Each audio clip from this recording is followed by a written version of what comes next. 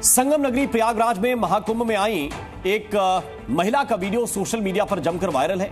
निरंजनी अखाड़े की पेशवाई के दौरान कैमरे की नजरों में आई हर्षा रिछारिया सन्यासियों के वेश में दिखाई पड़ी, जो सोशल मीडिया पर काफी वायरल हो रही। सोशल मीडिया पर सबसे खूबसूरत साध्वी के तौर पर लोग इन्हें टैग कर रहे हैं। उनके सोशल मीडिया इन्फ्लुएंसर होने की बात भी सामने आई है।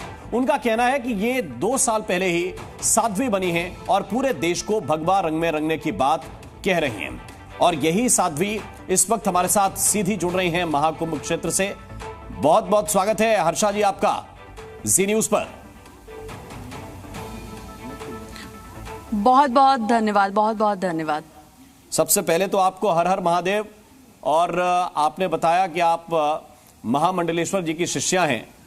ये सब कुछ देखकर एक सोशल मीडिया के जो लोग हैं, आपके जो चाहने वाले हैं, वो भरोसा नहीं कर पा रहे हैं। वो कह रहे हैं अभी तो हम देखते थे इवेंट में एंकरिंग करते हुए, आपके एंकरिंग के वीडियो बहुत सारे आपके इंस्टा अकाउंट पर पड़े हुए हैं, और फिर आपका ये रूप लोगों को जो है एक तरह से कहिए कि हजम नहीं हो रहा है। क्या कहेंगे आप? देखिए, कोई भी नई चीज लोगों को बहुत जल्दी हजम नहीं होती है वैसे भी, लेकिन मुझे लगता है कि अगर इंसान कोई कुछ अलग करना चाहता है, कोई कुछ बहुत अच्छा करना चाहता है, अपने धर्म के लिए, अपनी संस्कृति के लिए लोगों को जागरूक करना चाहता है, तो मुझे लगता है कि हर इंसान को उसका साथ देना चाहिए।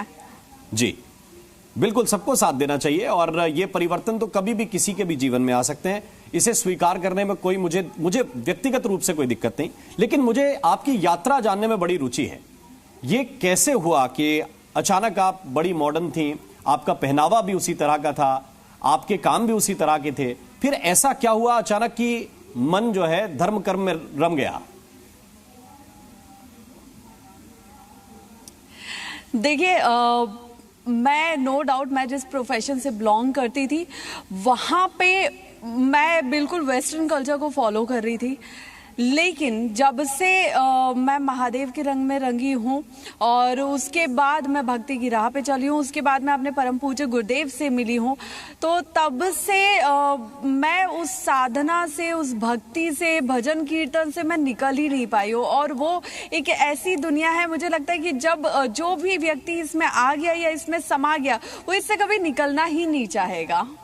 जी, ये बिल्कुल आपने सही कहा, लेकिन मेरा प्रश्न इसी से जुड़ा हुआ था कि ये संतों की संगति कैसे आपको प्राप्त हुई, कैसे पूज्य गुरुदेव तक आप पहुंची, ये यात्रा कैसी है? देखिए, ये यात्रा ऐसी रही है कि मैं खुद अपने गुरु को ढूंढ रही थी। ये बात मैंने परम पूज्य गुरुदेव को भी बताया कि मैं अपने गुरु को ढूंढ रही थी, मैं गुरु बनाना चाहती थी। और ये सफ़र मेरा लगभग 10 साल का रहा है कि मैं अपने गुरु को ढूंढ रही थी। तो उसके बाद मैं केदारनाथ गई और केदारनाथ में मैंने अर्जी लगाई, मैंने महादेव से विनती की, और वहाँ से जो मेरे अंदर की भक्ति महादेव के प्रति जो मैं गई हूँ, उसमें समाई हूँ, महादेव में समाई हूँ, तो वहाँ से फिर मैं आगे बढ़ती गई।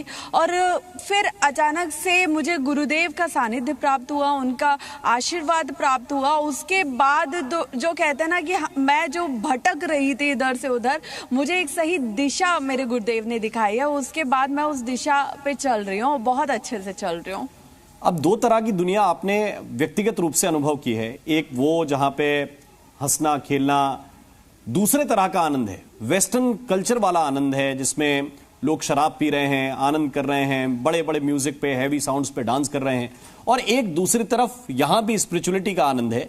इन दोनों को आप कैसे अलग करके देखते हैं? देखिए, मैं उस प्रोफेशन में होते हुए भी मैं हमेशा उस प्रोफेशन से थोड़ा सा कटी रही, क्योंकि जितने भी लोग मुझे जानते हैं मेरे प्रोफेशन से, वो ये जानते हैं कि मैंने अपनी लाइफ में कभी भी कोई नाइट पार्टी अटेंड नहीं किया। पर्सनली मैंने अपनी लाइफ में, पूरी लाइफ में सिर्फ एक अपनी फ्रेंड की बर्थडे पार्टी अटेंड की है, एक फ्रेंड की शादी अटेंड की है, पूरी लाइफ की मैं बात कर रही हूँ। तो कहीं ना कहीं मैं हमेशा सोशल लाइफ से पर्सनली मैं बहुत दूर रही हूँ कि मुझे वो पसंद नहीं था। लेकिन अब जो मैं कर रही हूँ वो मुझे बहुत पसंद है, वो मुझे बहुत सुकून देता है, बहुत मेरी आत्मा को तृप्ति देता है। और वो भजन कीर्तन करना, मंदिरों में रहना, जो आप कह रहे हैं कि साधु संतों का, महंतों का आशीर्वाद प्राप्त करना, तो ये एक ऐसा सुकून है जिससे मैं निकलना ही नहीं चाहती। हर्षा, ये बताइए, परिवार के लोग किस बात में हर्षित होते हैं? आपको उस तरह यहां से लेकर विदेशों में जाके इवेंट्स होस्ट करने में, या फिर भक्ति करने में? परिवार के लोगों का हर्ष किस में छुपा हुआ है? देखिए, मैं एक ब्राह्मण फैमिली से बिलोंग करती हूँ और उसके साथ ही मैं बुंदेलखंड में मेरा जन्म हुआ है। हमारा परिवार जो है, हमारी रूट्स हैं वो बुंदेलखंड की है। बुंदेलखंड तो में कहां से? फैमिली हमेशा चाहती है कि हमारे ये आपने मेरे दिल की बात छेड़ दी। ये जो सामने आपसे व्यक्ति बात कर रहा है ये भी बुंदेलखंडी है। तो मुझे जरा बताइए कि आप कहां से हो, कहां से आपका परिवार है? मैं झांसी के पास मऊरानीपुर जी, और थोड़ा सा और आगे बढ़ जाइए तो गुरसराय से ये व्यक्ति है, जिला वही है। तो रिछारिया जी की बिटिया हमें ये बताएगी अच्छा। कि परिवार के लोगन की जो संगति है, बाप क्या बता रही है आपको? जी जी, जो मेरी फैमिली चाहती थी वो हमेशा से ये चाहती थी, मतलब किसी भी परिवार में यही चाहेंगे, ब्राह्मण परिवार में, कि बच्चा हमेशा धर्म संस्कृति की राह पे चले और बेटियां तो खास तौर पे। तो वो मेरा प्रोफेशन था जो मैं अपने लिए कर रही थी, उसमें भी उन्होंने कभी ऑब्जेक्शन नहीं उठाया। हमेशा मेरे मम्मा पापा ने, मेरे भाई ने मेरा सपोर्ट किया हर जगह। लेकिन आज मैं जिस जगह पे हूँ वहां पे वो उनको थोड़ा सा वो लग रहा है कि मैं सच में सन्यासी ना बन जाऊं, वो उनको थोड़ा सा लग रहा है। बाकी उसके अलावा उनको सब बहुत अच्छा लग रहा है। बिल्कुल, तो ये सन्यास की दीक्षा में भी उन्हें पीछे नहीं हटना चाहिए अगर आपका मन है तो। लेकिन मुझे ये बात बताइए कि ये कल्चर कैसे आपकी पढ़ाई लिखाई कहां पे हुई? क्योंकि अगर आप मऊरानीपुर की बात करें, झांसी की बात करें, तो फिर ये इवेंट होस्टिंग वाली चीजें नहीं आती वहां पे। फिर यहां पे आए और फिर वापस आप जाकर इस जो है आध्यात्मिक जीवन में प्रवेश कर गए। हर्षा, ये कैसे रहा सब कुछ? मेरा, जैसा कि मैंने बताया कि मेरा जन्म वहाँ का है, लेकिन मेरा बॉटअप जो है वो भोपाल में हुआ है। मेरी सारी स्कूलिंग, सारी पढ़ाई भोपाल में हुई है और वहीं से मेरी जो एंकरिंग की शुरुआत है, इवेंट्स लाइन की शुरुआत है, वो वहाँ से हुई है। जी, अच्छा हर्षा, ये भी बताइए, इन 2 वर्षों में गुरु महाराज ने क्या क्या सिखाया आपको? अभी आपकी दिनचर्या क्या है? देखिए, मेरी जो दिनचर्या है वो ये है कि मैं फ़िलहाल ऋषिकेश में रहती हूँ। मैं लंबे टाइम से ऋषिकेश में रह रही हूँ। तो मैं सुबह उठती हूँ, मैं मेडिटेशन करती हूँ, साधना करती हूँ, उसके बाद मैं वॉक करती हूँ, वॉक के बाद मैं घाट पे जाती हूँ, मैं योगा करती हूँ, फिर मैं वापस वॉक करके वापस घर आती हूँ। देन मुझे जो चीज़ें करनी है, जो मेरा रिटर्न वर्क रहता है, मेरी रीडिंग रहती है, तो मैं रीडिंग करती हूँ। जो चीज़ें और मुझे जानना है मैं उनके बारे में पढ़ती हूँ। मैं खुद अपना कुकिंग वगैरह करती हूँ। देन शाम को मैं कीर्तन में जाती हूँ, मैं कुछ मेडिटेशन क्लास भी जाती हूँ। एंड देन उसके बाद वापस से शाम की साधना होती है, मंत्र जाप होता है, पूजा होती है, जो मेरा 1.5-2 घंटे का टाइम ले लेता है। देन उसके बाद मेरी गुड नाइट हो जाती है। अच्छा, कुछ मंत्र जाप आप करती हैं? गुरुदेव ने कोई मंत्र दिया जो आपको सबसे अच्छा लगता हो, जिसमें आप रमती हो? अगर आप हमारे दर्शकों को सुना सकें तो। नहीं, देखिए, मंत्र दीक्षा, ये जब गुरुदेव भी अपने शिष्य को मंत्र देते हैं तो वो यही बोलते हैं। नहीं, मैं वो मंत्र नहीं पूछ रहा हूं जो गुरु ने आपके कान में फूका है। बीच में रहना चाहिए। हर्षा, मैं वो नहीं पूछ रहा हूं जो आपके कान में फूका गया जी। मैं तो बस ये पूछ रहा हूं जिस मंत्र जाप में आपको आनंद आता हो, प्रभु की भक्ति का कोई मंत्र, कोई श्लोक आपको अगर दर्शकों के लिए सुनाएं तो। देखिए, एक मंत्र है जिसने मेरी जिंदगी बहुत ज़्यादा बदली है और मुझे लगता है उसके बाद मुझे गुरुदेव का आशीर्वाद भी प्राप्त हुआ है, और वो है ओम नमो भगवते रुद्राय नमः। जी, तो भगवान रुद्र के लिए समर्पित आपका जीवन है। अच्छा, कुछ चीजें ऐसी हैं जो दर्शक जानने चाहते होंगे। आपकी इंस्टा फैमिली खासतौर से, जिस पे आपके 1 मिलियन से ज्यादा लोग आपको फॉलो करते हैं, ये जो रील्स हैं ये अभी आगे भी इसी तरह से जारी रहेंगी या धीरे धीरे घटा देंगे साध्वी जी? नहीं, बिल्कुल भी नहीं। ये जो मैंने मेरी लाइफ में चीज़ें चेंज की हैं, वही चेंज मैं इस सोसाइटी में, इस समाज में लाना चाहती हूँ। वही चेंज मैं हर युवा के अंदर लाना चाहती हूँ। मुझे लगता है कि अगर मेरी एक रील से, जो लाखों लोगों के बीच वायरल हो रही है, उस एक रील से एक इंसान का भी हृदय और जीवन में परिवर्तन आता है, तो वो मेरे लिए बहुत बड़ी जीत होगी। ठीक है, ये भी बताइए, देखिए बहुत से लोग ऐसे होते हैं जो लाइव परिवर्तन करते हैं तो अपना पुराना अकाउंट या तो डिलीट कर देते हैं या उस तरह की चीजों को हटा देते हैं।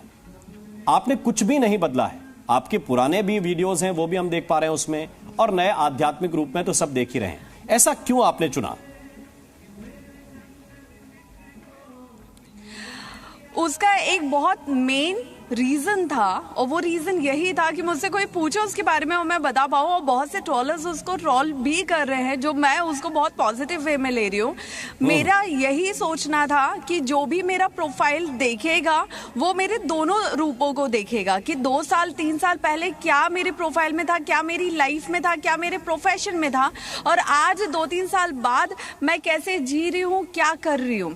और वो मुझे लगता है कि एक समझदार इंसान के लिए बहुत बड़ा इंस्पिरेशन होना चाहिए कि परिवर्तन जो है ना वो जीवन का नियम है। परिवर्तन इंसान की जिंदगी में कभी भी हो सकता है। तो मैं अगर वहां से यहाँ तक ट्रांसफॉर्म हुई हूँ, यहाँ तक चेंज हुई हूँ, तो मुझे लगता है कोई भी हो सकता है। वो एक एग्जाम्पल के तौर पे मैं लोगों के सामने रखना चाहती हूँ। बिल्कुल, ये बहुत महत्वपूर्ण है और मैं आपके परिवार की दाद आपसे ज्यादा देना चाहूंगा कि उन्हें न पहले आपत्ति थी, न आपके जीवन से अब आपत्ति है। और वो लोग जो महिलाओं को जज करने लगते हैं, आप खासतौर पे देख रहे होंगे सोशल मीडिया पे अभी जो चल रहा है, वो शायद इसलिए चल रहा है कि इतनी खूबसूरत भाई साध्वी क्यों हो सकती है, या इतनी खूबसूरत महिला है या लड़की जिसको कहूं मैं, कम उम्र की बच्ची है, वो क्यों इसमें आध्यात्म में जा रही है। उनकी आपत्ति इस बात को लेकर है। आपका क्या जवाब है? मुझे ये बहुत ही बचकानी बात लगी है, ये मुझसे सब पूछ रहे हैं, लेकिन इस बात पे मुझे हंसी ज्यादा आ रही है कि मैं इसका क्या रिप्लाई करूं। बट रूप का, सुंदरता का, कद काठी का, इसका किसी का भी ना भक्ति से कोई लेना देना है नहीं जी। भक्ति इंसान किसी भी रूप में, किसी भी उम्र में, किसी भी जेंडर में कर सकता है। वो सनातन संस्कृति से किसी भी उम्र, किसी भी रूप में जुड़ सकता है। तो उसको उसके लुक से जज किया जाए तो मुझे नहीं लगता कि ये सही है। ठीक है, मैं आपका धन्यवाद करूं। आप बुंदेली में कुछ बोल सकती हैं? घर परिवार के लोग तो बोलते होंगे। हाँ, मेरे पापा प्योर बुंदेलखंडी बोलते हैं, लेकिन तो क्या कहते हैं अक्सर वो आपसे? मुझे नहीं आती है। चलिए, मैं घर पे रहती हूँ तो वो बोलते हैं कि क्या खाना खा रही कि नहीं खा रही, कितना टाइम है, खा रही कि नहीं खा रही, तो मैं ट्राई कर रही हूँ, but I am not sure कि मैं उतना हूँ। क्या किताबें पढ़ रही कि नहीं पढ़ रही? हर्षा, आप हमारे साथ बने भाई के नहीं भाई। हाँ जी। अब थोड़ा आनंद और बढ़ा है, मेरा हृदय का आनंद थोड़ा सा और बढ़ा है जब आप अपनी मदर टंग में बात करते हैं। तो आपको बहुत बहुत शुभकामनाएं। आप ईश्वर के इसमें रमे रहिए।